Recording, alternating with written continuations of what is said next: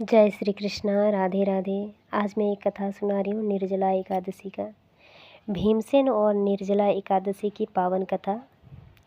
सभी एकादशियों में निर्जला एकादशी को विशेष और महान माना गया है।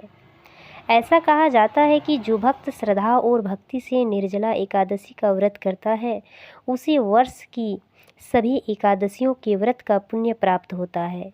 इस व्रत के पीछे महाभारत काल की एक अत्यंत प्रेरणादायक कथा है जो पांडवों में सबसे बलशाली भीमसेन से जुड़ी हुई है। द्वापर युग में पांडव भगवान श्री कृष्ण के परम भक्त थे। माता कुंती, युधिष्ठिर, अर्जुन, नकुल और सहदेव सभी नियमित रूप से प्रत्येक एकादशी का व्रत रखते थे। महर्षि वेदव्यास भी उन्हें एकादशी की महिमा सुनाते रहते थे। लेकिन भीमसेन की एक समस्या थी, वे अत्यंत बलवान थे और उनकी भूख भी बहुत अधिक थी। उन्हें बिकोदर कहा जाता था, जिसका अर्थ होता है भेड़िए के समान प्रबल, जिसका जठर अग्नि वाला। वे भोजन के बिना अधिक समय तक नहीं रह पाते थे। एक दिन भीमसेन ने महर्षि वेदव्यास के चरणों में प्रणाम करके कहा, गुरुदेव, मेरे सभी भाई और माता एकादशी का व्रत रखते हैं, लेकिन मैं अपनी तीव्र भूख के कारण यह व्रत नहीं कर पाता। मैं भगवान विष्णु की कृपा भी चाहता हूँ और धर्म का पालन भी करना चाहता हूँ। कृपया कोई ऐसा उपाय बताइए जिसमें मुझे सभी एकादशियों का फल प्राप्त हो जाए।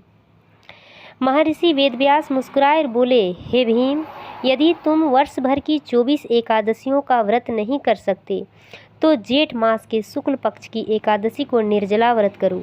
उस दिन सूर्योदय से लेकर अगले दिन द्वादशी तक अन्न तो दूर, जल की एक बूंद भी ग्रहण मत करना। यह व्रत अत्यंत कठिन है, लेकिन इसका फल सभी एकादशियों के समान है। भीमसेन ने दृढ़ संकल्प किया। जब जेठ मास की वह पावन एकादशी आई तब भीम ने भगवान श्रीहरि का स्मरण करके व्रत आरंभ किया।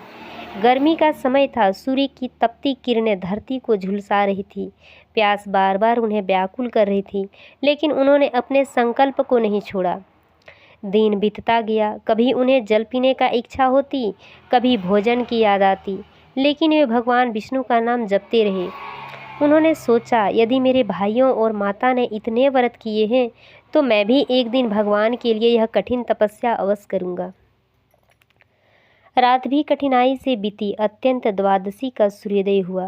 भीमसेन ने विधिपूर्वक भगवान विष्णु की पूजा की, ब्राह्मणों को दान दिया और फिर जल ग्रहण करके अपना व्रत पूरा किया।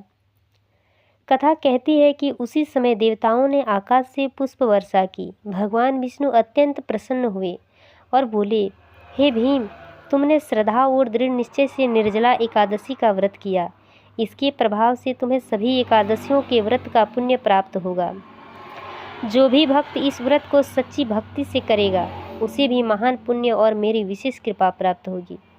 तब से यह एकादशी भीमसेन एकादशी या निर्जला एकादशी के नाम से प्रसिद्ध हो गई। इस कथा से हमें शिक्षा भी मिलता है, दृढ़ संकल्प से कठिन कार्य भी पूरा किया जा सकता है। भगवान भक्ति और सच्चे भाव को देखते हैं, केवल बाहरी दिखावे को नहीं देखते। एक दिन का सच्चे मन से किया गया तप और संयम भी जीवन को बदल सकता है। धर्म का पालन अपनी क्षमता के अनुसार करना चाहिए, लेकिन श्रद्धा कभी कम नहीं होना चाहिए। भगवान के प्रति समर्पण और विश्वास मनुष्य को महान फल प्रदान करता है। जय श्री हरि विष्णु। जय निर्जला एकादशी महारानी। जय श्री कृष्णा। राधे राधे।